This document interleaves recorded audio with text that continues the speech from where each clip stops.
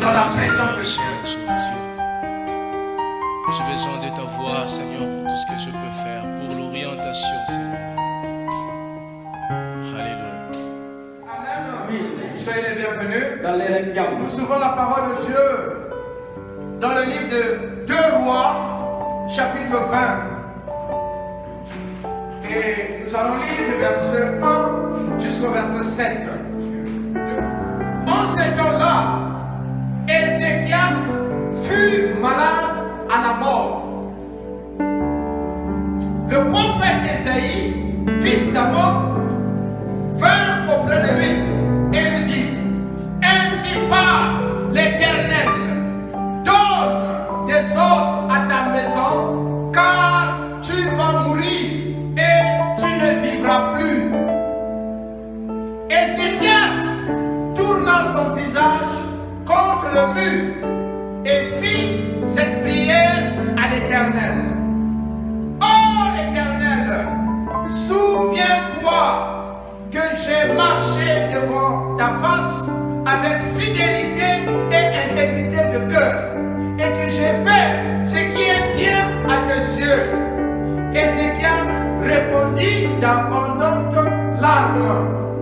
Ésaïe, qui était sorti, n'était pas encore dans la cour du milieu lorsque la parole de l'Éternel lui fut adressée en ces termes: retourne et dis à Ézéchias, chef de mon peuple, ainsi parle l'Éternel, le Dieu de David, ton père. J'ai entendu ta prière, j'ai vu tes larmes. Voici, je te guérirai. Le 3e jour, tu monteras à la maison de l'Éternel.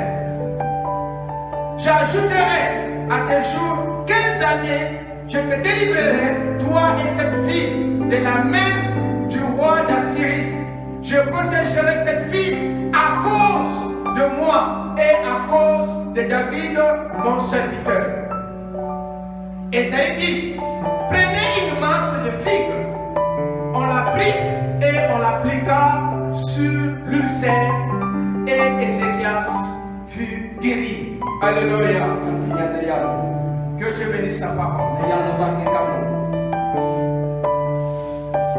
Le roi Ézéchias fut l'un des grands rois en Israël. Quand il est venu au pouvoir, il a renversé les autels de Baal. Il a mis sa confiance en Dieu. Contrairement aux rois qui l'ont précédé, lui, il a cherché la face de Dieu. Il a cherché à marcher avec Dieu. Mais un jour, il tomba malade. Et pendant qu'il était malade, il va voir un homme de Dieu qui va venir chez lui. Il va recevoir un homme de Dieu. Et ce n'était pas n'importe quel homme de Dieu, mais c'était le prophète Ésaïe. Donc quand Ézéchias voit Ésaïe, il est convaincu qu'il est venu avec une parole de Dieu. Mais malheureusement, il vient avec une mauvaise nouvelle. Quelle est la nouvelle? Que la maladie que tu as là, ça va t'emporter. Tu vas mourir. Donc fais ton testament. Donne les ordres à ta maison, car tu vas mourir. Mes amis, ça c'est la plus mauvaise nouvelle qu'un homme peut recevoir. Ça peut être même un médecin. Tu vas à l'hôpital, on fait des analyses, on découvre en toi une maladie qui a déjà gagné le corps. Et on dit mais c'est pas la peine. Dans quelques temps tu vas mourir. Alléluia. Alléluia. C'est grave. Tu ne pourras pas manger. Ça veut dire que ce n'est même pas la maladie qui va te tuer, c'est toi-même déjà par le stress, tu vas vas mourir avec du feu. Ézéchias s'était allongé. L'homme de Dieu lui dit que tu vas mourir. Fais ton testament. Il faut être à la place d'Ézéchias. Il faut être à la place d'Ézéchias. Ézéchias était dessus. Il était découragé. Il était confus. Il ne savait plus quoi faire devant cette situation. Alléluia. Il ne savait plus quoi faire. Oui, tu peux traverser des situations dont tu ne sais plus quoi faire. Tu peux vivre des épreuves où tu n'as plus d'issue. Tu regardes le ciel, tu regardes la terre, tu ne sais plus quoi faire. Ta femme qui avait été coulée de sang pendant 12 ans, la Bible dit qu'elle avait parcouru les médecins. Pas de solution. C'est une réalité, mes amis. Peut-être que tu n'as pas encore vécu cela. Mais laisse-moi te dire, et aujourd'hui, même dans cette salle, il y a des gens qui sont dans des vivre de moments difficiles. Alléluia. Ézéchias était dans la confusion. Son âme était abattue. Mais il y a une chose que nous voulons souligner ce soir. Bien que Ézéchias avait reçu la plus mauvaise nouvelle de sa vie, mais il savait que Dieu était disposé à entendre, à exaucer sa supplication, sa prière. Alléluia. Le thème de ce soir est que Dieu est disposé à exaucer tes prières. Amen. Amen. Je n'entends pas ton amen. Alléluia. Dieu est prêt à exaucer nos prières. Dieu entend les prières. Nous ne prions pas un Dieu qui est loin de nous. Nous ne prions pas un Dieu qui est digne de cœur. C'est pour ça que les gens ont dit, bon, on va aller demander les anges. Peut-être Saint-Michel ou bien quel ange va nous exaucer parce que peut-être Dieu ne peut pas nous exaucer. C'est faux.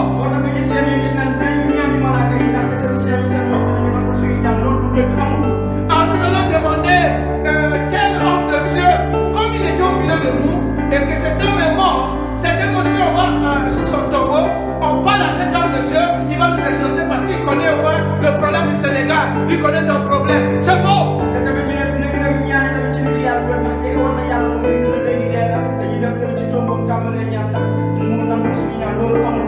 Parce que tu ne crois pas que Dieu peut exaucer tes prières.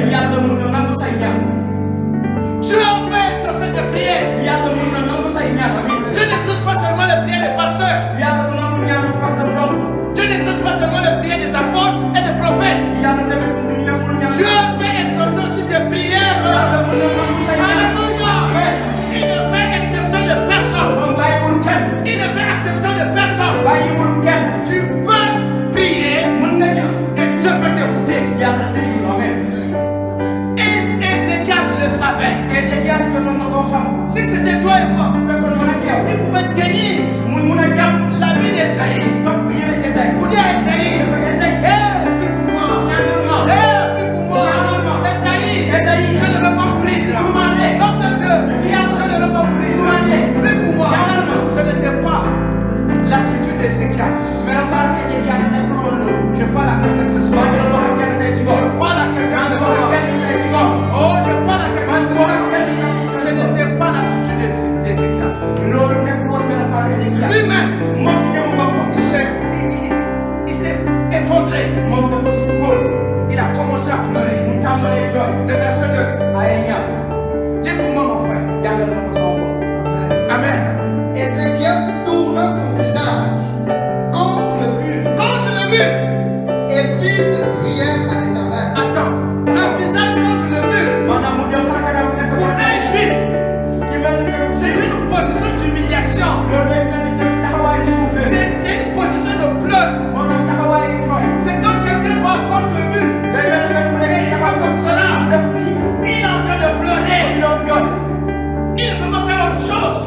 Tu ne vas pas rire contre le mur. On ne va pas au mur pour rire. On va au mur pour pleurer. Donc, Ézéchias, étant le roi, même s'il était roi, quand il a entendu la nouvelle, quand il a entendu la mort, voilà comment il a commencé à pleurer. Mais il a pleuré pas devant les hommes, devant le Seigneur. Devant le Seigneur. Alléluia. Voici. Ô Éternel, souviens-toi que j'ai marché devant ta face avec fidélité et intégrité de cœur et que j'ai fait ce qui est bien à tes yeux. Et Ézéchias répondit d'abondante larmes. Alléluia. Il répondit d'abondante larmes. Dans la prière, Ézéchias avait compris que la prière, c'est le moyen que Dieu nous a donné. C'est la voie que Dieu a ouverte pour nous, pour changer les choses. Alléluia. Comprends la notion de la prière. Comprends la notion de la prière. Prie avec foi. Les choses vont changer. Il y a des choses que tu ne pourras pas changer. Par tes forces. Il y a des choses, même tes parents ne pourront pas changer. Il y a des choses, même nous les hommes de Dieu, on ne pourra pas changer. C'est quand toi-même, quand tu vas te lever dans la prière, Dieu peut changer les situations. Alléluia. Oui, Dieu peut changer les situations. La prière est l'un des meilleurs moyens de s'apprêter à affronter la mort spirituelle ou physique. En adressant à Dieu, on peut changer les choses. On peut s'appuyer sur lui. On peut puiser en lui la force et la miséricorde de Dieu. Tu peux aller dans la présence de Dieu, puiser la force spirituelle. Parce que la mort physique peut venir. Devant ta porte. Alléluia. La mort spirituelle aussi peut frapper ta porte. Tu viens à l'église, mais tu es mort spirituel. Est-ce que je me fais comprendre? Tu viens à l'église. Tu viens à l'église. Mais spirituellement, tu es mort. Tu ne vis pas. Tu n'expérimentes pas la présence de Dieu. Parce qu'il y a quelque chose qui s'est passé. Tu peux vivre des problèmes. Tu peux vivre des situations difficiles. Que tu n'as plus envie de prier. Tu peux traverser des épreuves. Que tu n'as plus envie de prier. Vrai faux. Tu pries. Mais tu n'as pas envie de prier. Parfois tu pries. Mais il y a le péché qui te domine. Tu es dominé dans le péché. Tu es dominé par le péché. Le fait que le péché te domine, tu n'as plus la foi. Donc ta foi est même morte. Parce que quelqu'un qui vit dans le péché ne peut pas avoir la foi. Il ne peut pas avoir la foi. Parce que c'est la foi vient par la parole. La parole c'est la vérité. Donc si tu es dans le faux, même si tu pries, tu n'as pas la foi. Mais quand quelqu'un est dans la vérité, quand il va prier,